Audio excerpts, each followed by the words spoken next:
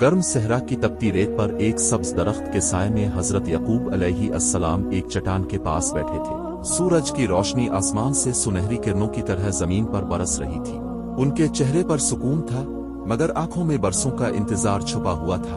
दौर से एक नौजवान आ रहा था। जैसे ही वो करीब पहुंचा तो अदब से सलाम किया और उनके पास बैठ गया। कुछ लम्हे खामोशी रही, फिर नौजवान ने नरमी से कहा कि अल्लाह के नबी, आपको देखकर हैरत होती है। एक नबी जिसने अपनी पूरी जिंदगी अल्लाह की राह में गुजारी, मगर बेटे बिछड़ गए, बीनाई चली गई, और लोग कहते हैं कि सब्र करने वाले रोते क्यों हैं। यकूब अलैहिस्सलाम खामोश रहे। उन्होंने सिर्फ जमीन से एक खुश्क टहनी उठाई और उसे 2 हिस्सों में तोड़ दिया। फिर आहिस्तगी से पूछा, क्या ये टहनी दोबारा जड़ सकती है?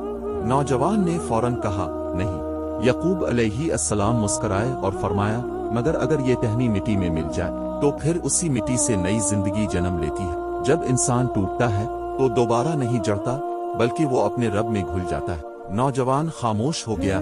कुछ लम्हे बाद बोला, आपको यूसुफ के बारे में क्या ख्याल है?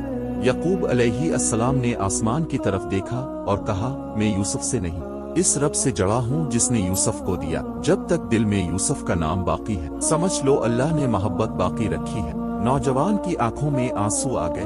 वो उठकर जाने लगा, मगर फिर पलटकर बोला, क्या अब कभी मायूस हुए? यकूब अलैहिस्सलाम मुस्कुरा कर कहने लगे, मायूसी उनके लिए होती है जो अपने इंतजार को सजा समझते हैं, मगर जो अल्लाह पर यकीन रखते हैं उनके लिए इंतजार इबादत बन जाता है।